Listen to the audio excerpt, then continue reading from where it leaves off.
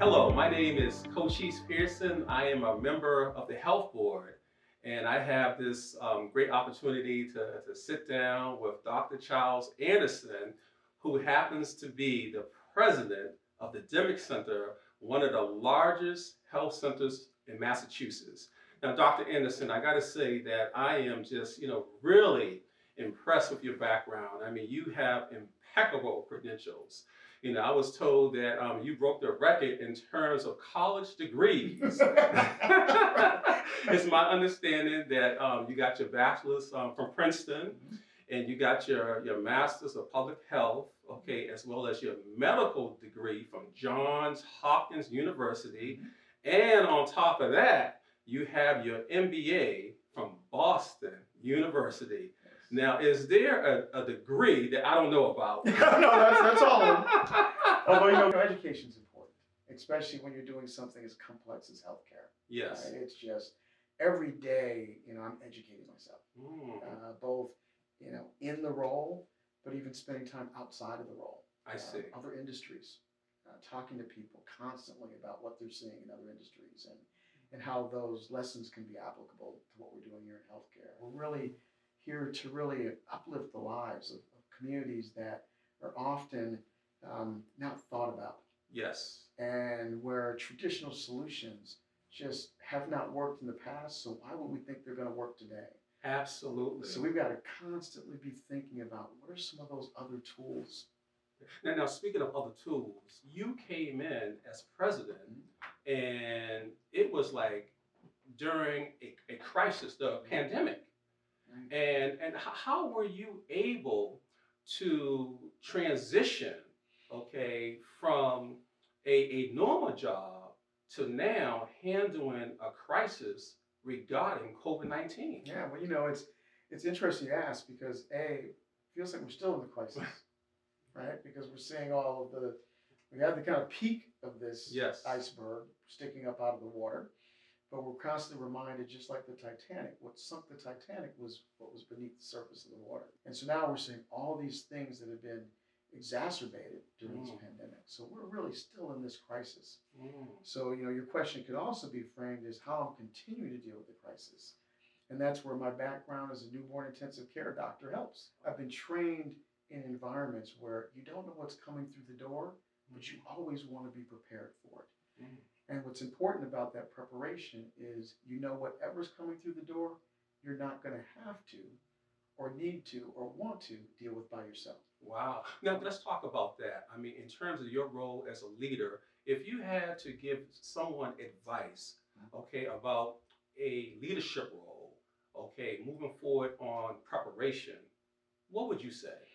I would say it's more EQ than IQ. You go through those phases of life where you're trying to pretend like you're somebody else. Because you're told you're supposed to, right? Where you're just, a CEO needs to show up like this. Right. A neonatologist needs to show up like this. And at some point you realize, what? That's tedious. Just be yourself. Just be you. It's really one's ability to build trust, which starts from listening. You got to be able to listen to your team. Often people think about, well, I'm going to build the vision based on what I see. It's important to understand where can this team, especially in a crisis, where can this team go? How is this team currently functioning? What are the aspirations of this team? What does this team see? And you try to find that alignment, which is really, really critical because when you're doing very challenging things, you never do it by yourself. It's one thing I learned many, many years ago. If you went and talked to the nurses in the NICUs I've worked in, they would tell you, Dr. Anderson always told us, there's 10 ways to do things. And he might really be excited about number 6. And we might be really excited about number 8, right? And he's always going to be behind us, making sure that we're going to do number 8. As a leader, you've got to be able to listen.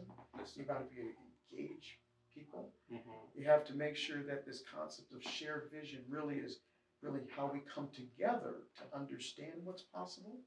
My role is to push that thinking, but it is how we all get to that place where we understand that it's not just about this idea that we can be an organization in a community that is going to help make sure that this community gets through this pandemic at the same pace that everyone else does, but that we now really know that we can do it, like in our bones, so to speak. Right. That's not something you can just tell someone or prescribe. Okay. You've got to develop that feeling in the bones of your team. Okay. Now speaking of, you mentioned that it's so significant that when you have a team, you got to listen intently. How has that helped you in your career, managing a team of professionals where you got to delegate?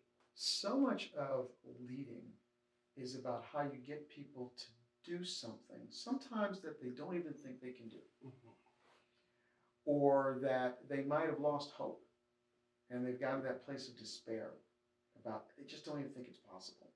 And you have to listen and understand where people are on that spectrum to make sure that you're delivering messages in a way and the right message that supports that understanding that no, we can do this. So you're going from this place of despair to a place of hope that then takes you to this place of real belief Mm-hmm. and engagement in solutions. Right? Let me give you an example. When I sit down with families, and you can imagine what's going through their mind, and in many ways, I'm now the leader of this team. Absolutely. Because we've got to come together as a team, not just as the doctors and nurses, but as the entire family is part of that team. Wow. To know what's possible.